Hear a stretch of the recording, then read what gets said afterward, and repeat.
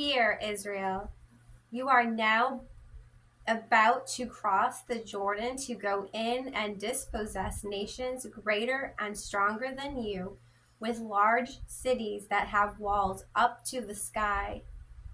The people are strong and tall, Anakites. You know about them and have heard it said, who can stand up against the Anakites?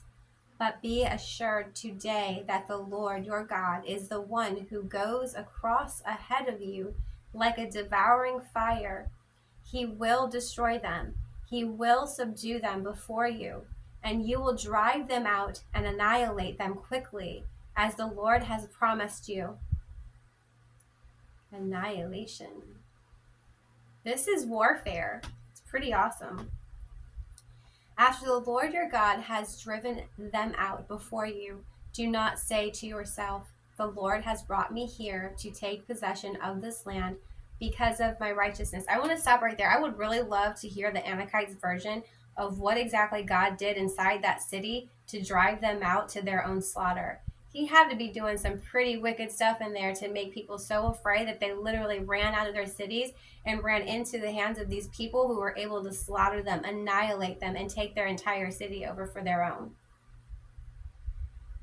It is not because of your righteousness or your integrity that you are going in to take possession of their land, but on account of the wickedness of these nations.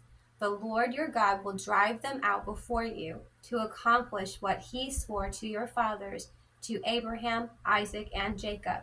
Understand then that it is not because of your righteousness that the Lord your God is giving you this good land to possess. For you are a stiff-necked people. Remember this and never forget how you aroused the anger of the Lord your God in the wilderness. Remember, because they were like griping and complaining about how they didn't want to eat manna and how even though they were slaves, the food was so much better in Egypt. Yeah. And then he killed like a lot of them for complaining. From the day you left Egypt until you arrived here, you have been rebellious against the Lord. At Horeb, you aroused the Lord's wrath, so that he was angry enough to destroy you. When I went up on the mountain to receive the tablets of stone, the tablets of the covenant that the Lord had made with you, I stayed on the mountain 40 days and 40 nights. I ate no bread and drank no water. The Lord gave me 2 stone tablets inscribed by the finger of God. On them were all the commandments the Lord proclaimed to you on the mountain out of the fire on the day of the assembly. At the end of the 40 days and 40 nights, the Lord gave me 2 stone tablets, the tablets of the covenant. Then the Lord told me, go down from here at once, because your people whom you brought out of Egypt have become corrupt.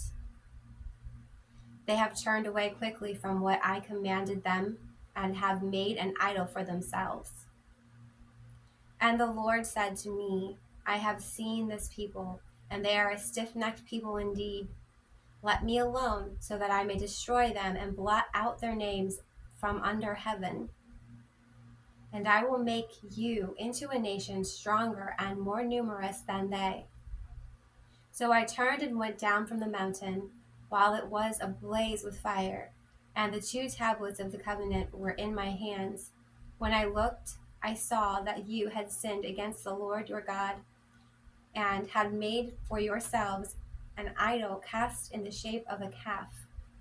You have turned aside quickly from the way that the Lord had commanded you.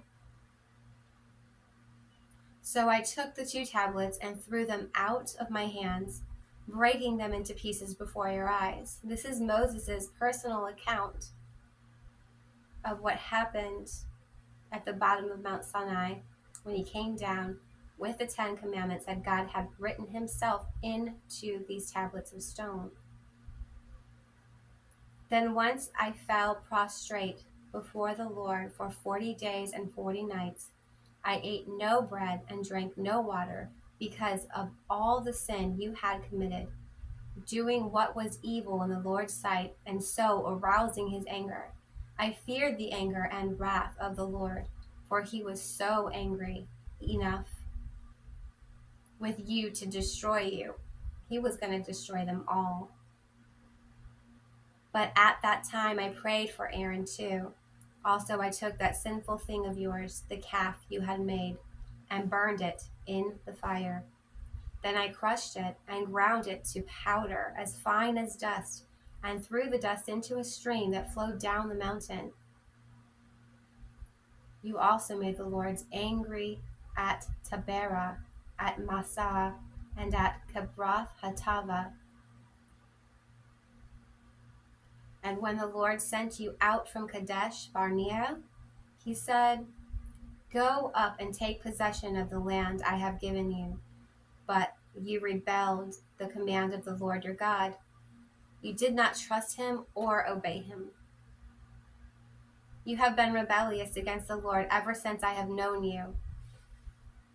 I lay prostrate before the Lord these 40 days and 40 nights because the Lord said he would destroy you.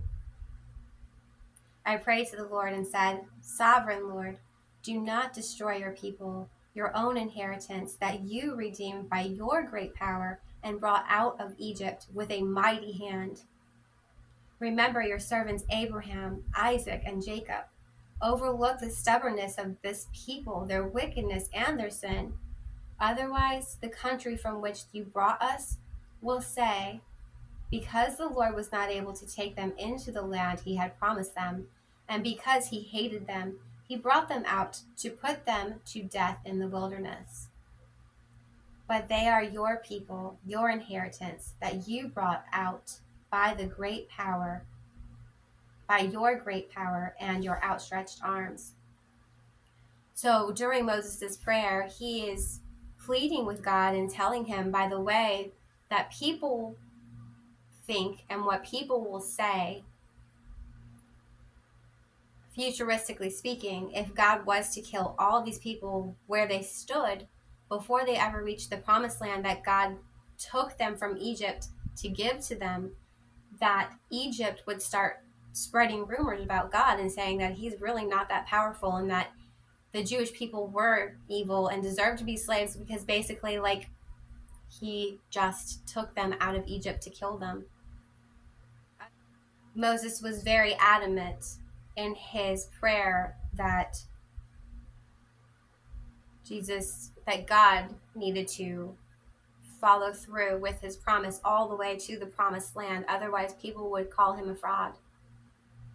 And hopefully God listened to what Moses said. And we'll find out whether or not he listened in chapter 10.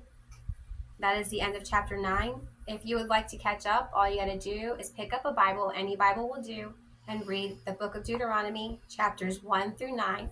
Or you can find me at Jesus is a DJ, all one word, on my YouTube channel, and I'll do the reading for you.